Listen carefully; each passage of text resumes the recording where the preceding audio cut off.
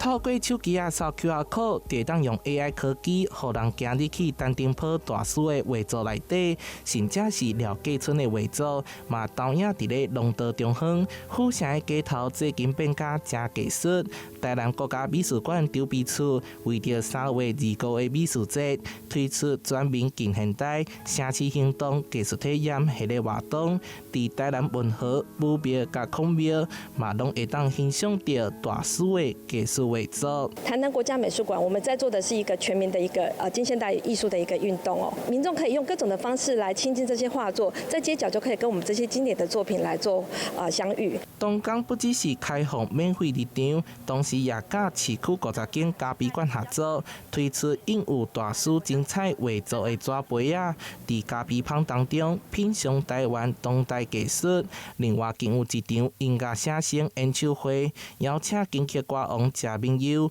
以音乐为画笔来演出。一系列的展览、讲座等等的，我们其实想要让大家知道的是，艺术就在我们的身边。那透过这一系列可以看、可以听、可以画、可以交流、可以感受的这些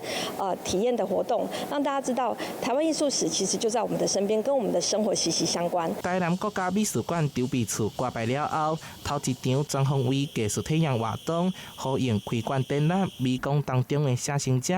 以写生作为台湾近现代美术的起点，结合画图、声音、影像以及浸水式空间设计，将展现台湾艺术史的魅力甲价值。台南新闻收回采访报道。